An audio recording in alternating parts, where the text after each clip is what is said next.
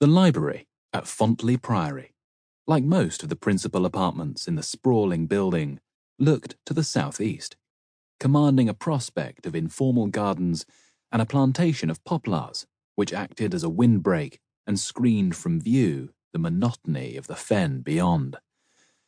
On an afternoon in March, the sunlight did not penetrate the Gothic windows, and the room seemed dim.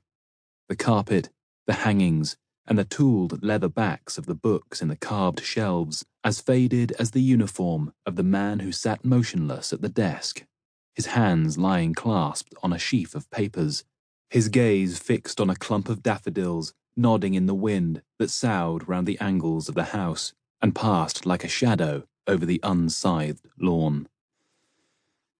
The uniform showed the buff facings and silver lace of the 52nd Regiment.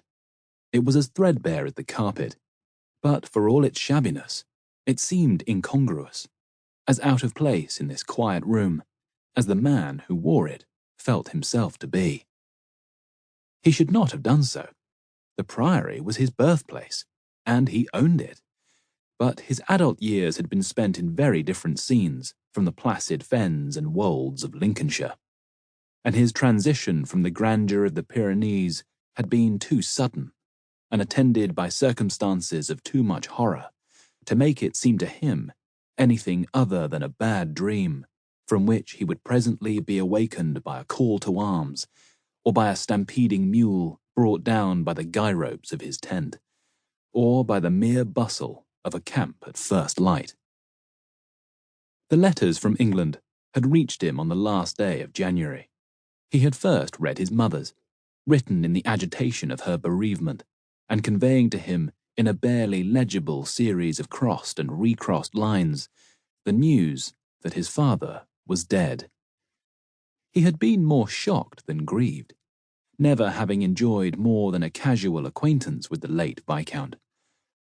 Lord Lynton, while bluff and good-natured when confronted with any of his offspring, had not been blessed with domestic virtues. A close friend of the Prince Regent, he had so much preferred the Prince's society to that of his family that very little of his time had been spent in his home, and none at all in considering what might be the hopes or characteristics of one surviving son and 2 daughters.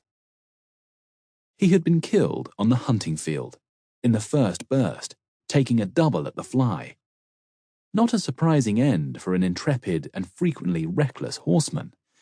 What did surprise his son was to discover that, contrary to advice and entreaty, he had been riding a green and headstrong young horse, never before tried in the field.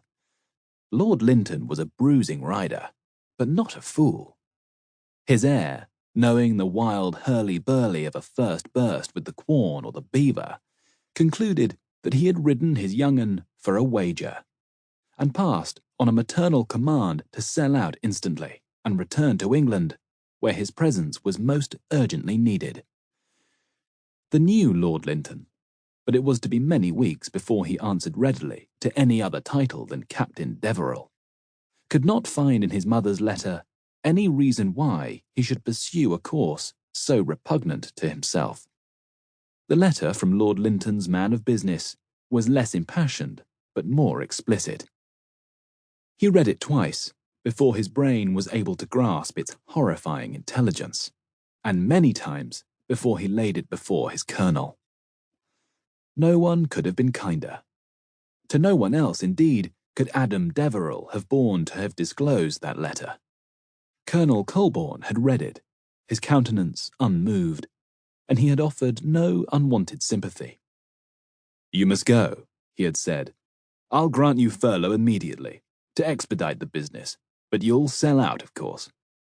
Then, guessing the thoughts hidden behind Adam's rigid countenance, he had added, "A year ago, there might have been doubts which way your duty should have led you, but there are none now.